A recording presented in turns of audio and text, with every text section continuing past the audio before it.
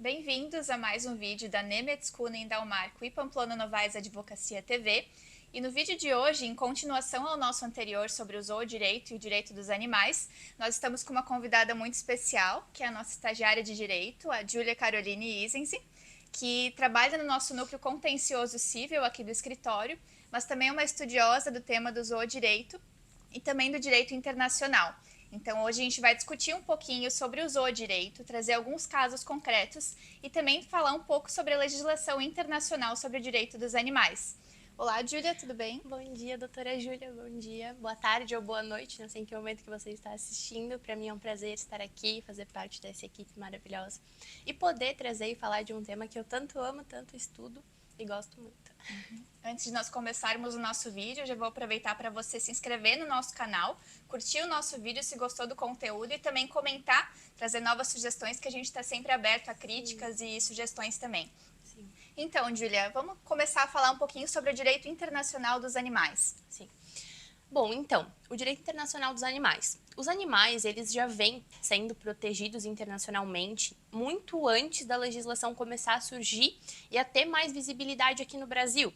É um caso muito relevante que eu acho que é importante a gente trazer, por exemplo, a Declaração Universal de Direitos dos Animais. Ela é de 1970. Ainda que o Brasil não tenha ratificado esse tratado, foi um costume que trouxe muita abrangência e muita visibilidade para o direito do animal internacionalmente.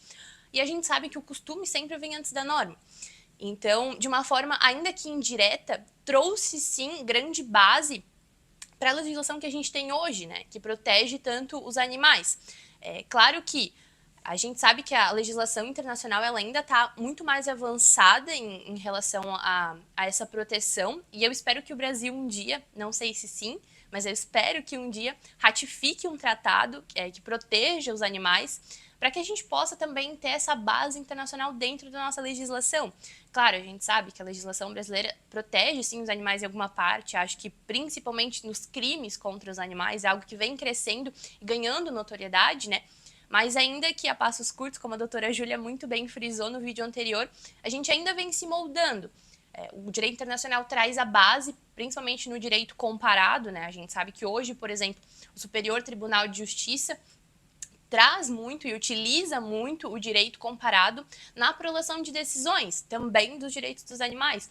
Então, esse costume, ele vem ganhando muita relevância lá fora também, com as legislações, por exemplo. A Suíça foi o primeiro país que protegeu constitucionalmente, o primeiro país da Europa que protegeu constitucionalmente os animais. Logo depois surgiram outras legislações, não só na Europa, mas espalhadas pelo mundo. A Bolívia, Equador, México, Holanda e tantas outras, né, que trouxeram esse status quo constitucional de proteção. Mas ainda é algo que o Brasil vem crescendo, vem se moldando, é algo muito novo para a gente, até nas decisões dos tribunais, nas relações jurídicas, nas causas, nos processos, nos contratos, enfim. A gente poderia citar várias formas onde a gente poderia incluir o zoodireito, né? Então, sim, a proteção internacional dos animais é algo que está muito avançada, é algo que acaba trazendo esse costume para dentro do Brasil, principalmente pelo direito comparado. E eu espero que um dia o Brasil esteja tão avançado, lado a lado, de mãos dadas realmente com a legislação internacional no que tange a essa proteção. Pode ser que demore, pode ser que não, a gente nunca tem como trazer algo concreto em relação a isso, né? Mas é algo que a gente vem crescendo e ganhando notoriedade aqui, então... Sim, a gente sabe que o direito dos animais é um tema muito recente que também envolve muitas controvérsias e opiniões divergentes, Sim, né? sim. Então, é um tema que vem crescendo muito no âmbito do direito, não só em relação aos animais domésticos, mas também como outros animais, como cavalos, baleias, que já têm uma proteção por ONGs muitas vezes, né? Sim. Então, é um tema que vem crescendo muito tanto nos tribunais como no âmbito extrajudicial também, com elaboração de contratos, compra e venda de animais, criação de zoológicos. Então, tudo isso abrange também a legislação e interpretações divergentes. Com certeza. O Sítio Dona Lúcia é uma instituição que protege os animais aqui na nossa região de Blumenau há considerável tempo. E algo muito interessante do zoodireito, que é algo que eu particularmente gosto muito, é a relação dele com quase que todas as áreas do direito. No direito civil, no direito da família, no direito penal, no direito desportivo, que é algo que a gente também tem aqui no escritório. E também no direito internacional, por óbvio, né, que é quem traz essa base para a nossa legislação. Então, por exemplo, na discussão de guarda dos animais, é algo que a gente vê crescendo muito. Hoje os animais não são mais somente um bichinho, eles já fazem parte da nossa família, então a gente vê muito essa relação como se os animais realmente fossem parte da família, e muitas vezes eles são realmente, né? E muito abrangendo nisso nas nossas relações com os nossos amigos, com os nossos familiares. Enfim, a gente também poderia trazer aqui o caso, por exemplo, dos cães que dão suporte emocional. Enfim, diversos outros modos onde a gente vê que não é mais somente uma relação jurídica, já é uma relação afetiva, uma relação de amor, né? Claro, a gente tem também um aspecto econômico, a gente não pode esquecer dele, porque ainda que os dois andem às vezes separados e às vezes juntos, o aspecto econômico e o afetivo, eles acabam sempre se encontrando em alguma parte do caminho, né? Então, hoje a gente vê crescendo muito a discussão de guarda, por exemplo, nos tribunais. É cada vez mais comum a discussão de guarda, de alimentos, até a própria questão de herança, de novo trazendo o direito internacional. Há um caso recente, uma mulher americana faleceu e deixou milhões para a cachorrinha de estimação dela. E houve muito essa discussão de o quanto isso seria legítimo. E, de fato, é legítimo, porque hoje os animais eles já têm essa proteção. No Brasil, ainda não, como a doutora Júlia frisou no vídeo anterior, eles não têm essa proteção equiparada aos humanos, de fato, mas eu acho que é algo que vem crescendo e a gente vem vendo evoluindo muito, né? Então, sim, a gente falou sobre isso também no nosso artigo do blog, que já está disponível no nosso site da NKDPN, sobre essas novas tendências justamente e a consideração do animal no nosso ordenamento jurídico, né? Que ainda não é igual no exterior, como países da Europa e da América Latina, por exemplo, que já consideram o animal como um sujeito de direitos, né? Sim. Isso quer dizer, eles possuem tantos direitos como os seres humanos. Isso ainda não ocorre aqui no Brasil. Eles são considerados apenas objetos por hora, né? Em que pese ainda tenham certa proteção por serem considerados como seres sencientes também. Sim. Isto é, eles são passíveis de dor e sofrimento. Então, a legislação brasileira ela já reconhece isso em alguns aspectos, porém ainda não compara o animal como um ser humano, por exemplo, né? Um caso interessante que nós podemos citar e que inclusive consta no nosso blog é a recente publicação, na verdade, de uma alteração na Lei dos Crimes Ambientais, que foi denominada inclusive Lei Sanção, em homenagem a um cachorro que sofria maus tratos por parte de um vizinho. A partir desse caso, houve uma alteração legislativa que majorou a pena para o crime de maus tratos a animais. Então, é uma alteração que foi inserida na nossa legislação em relação somente a cães e gatos, justamente por nós termos esse apego mais emocional aos animais domésticos.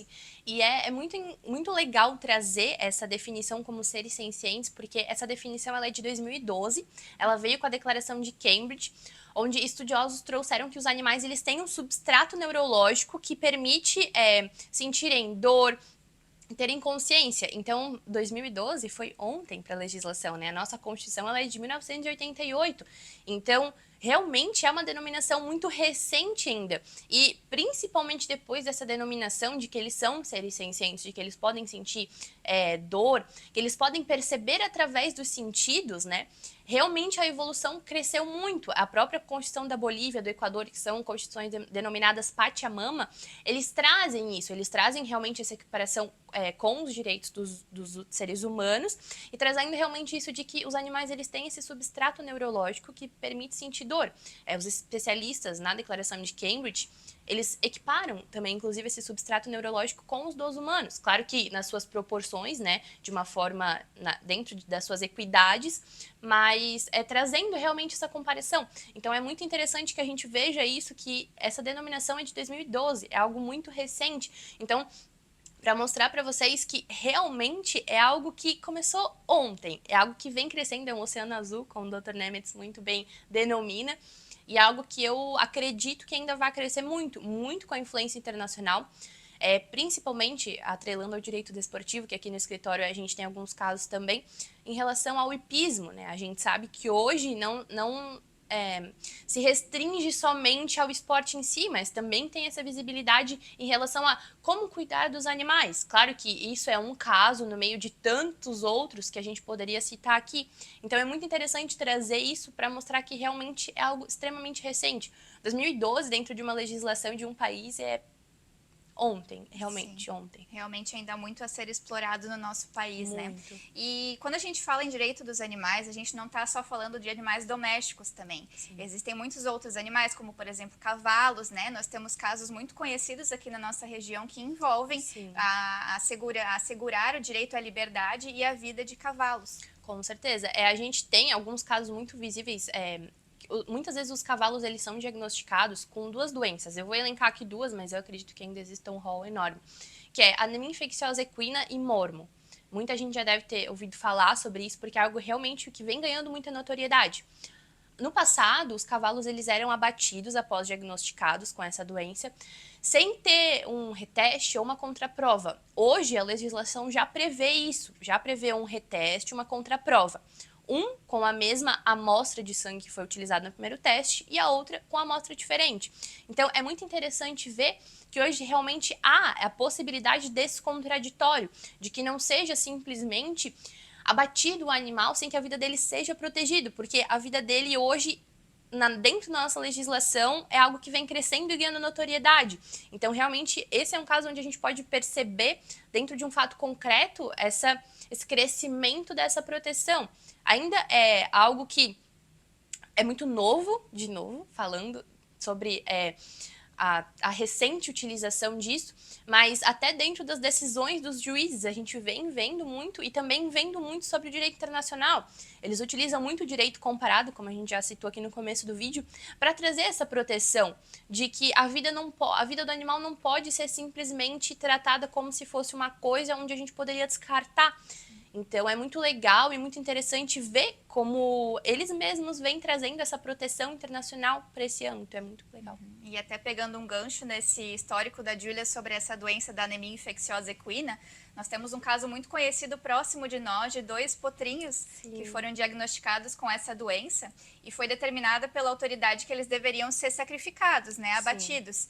Então, hoje em dia, já há a possibilidade da gente conseguir judicialmente a realização de um reteste para verificar se realmente esse teste, essa positivação estava correta, né? Com certeza. Então, hoje em dia, um animal que, por exemplo, não tem sintomas da doença, que o dono pode desconfiar se ele realmente está com aquilo ou não, ele tem a garantia de fazer um reteste para verificar se ele vai ser positivo ou negativo para a doença, né? Sim. E nesse caso é possível evitar o sacrifício de animais, que são importantes para uma família não só no sentido patrimonial, mas também no emocional, no afetivo. Esse caso dos potrinhos é um caso extremamente relevante, porque a gente sabe que não é um caso isolado, é um no meio de tantos outros. Hoje até nas redes sociais a gente pode ver muito os donos dos animais, realmente em relação ao aspecto econômico e também ao afetivo, trazendo isso de que o meu animal ele foi diagnosticado e agora o que eu faço? Eu tenho uma proximidade com esse animal, ele realmente tem uma importância afetiva para mim. Então a gente pode ver muito, é algo que vem crescendo porque realmente, como a gente disse, o costume é algo que vem antes da norma. Então hoje a gente vê que o costume está também criando raízes dentro da nossa sociedade. Essa proteção, essa afetividade com os animais. Então é muito legal ver que as pessoas também querem que a legislação cresça para proteger mais os animais delas. Então, a gente vê realmente crescendo, a gente vê que isso vem se moldando e se aperfeiçoando. Acho que aperfeiçoando seria uma palavra muito boa. De acordo com as necessidades da sociedade, que hoje também se moldam para a maior proteção dos animais. Então, sim. Exatamente. Inclusive, no nosso âmbito legislativo, vem sendo criadas algumas comissões de proteção a direito dos animais, né? Sim. Nós já temos aqui na nossa região uma delegacia especializada de proteção aos animais. Sim. Então, realmente é um tema que ele vem crescendo bastante e que a tendência é continuar crescendo ainda mais, considerando essa relação dos humanos com os animais. Sim, com certeza. É um oceano azul, como o Dr. Nemetz muito bem denominou. Acredito que o direito internacional ainda vai nos trazer bons frutos, principalmente para a nossa legislação brasileira, e que a gente ainda vai ver muitos casos, muitas discussões de guarda dos animais, muita proteção, muita atualização das normas. Eu espero que o Brasil um dia, não sei se fará, mas tomara que sim, traga, realmente ratifique um tratado internacional de proteção para que a gente tenha esse suporte também.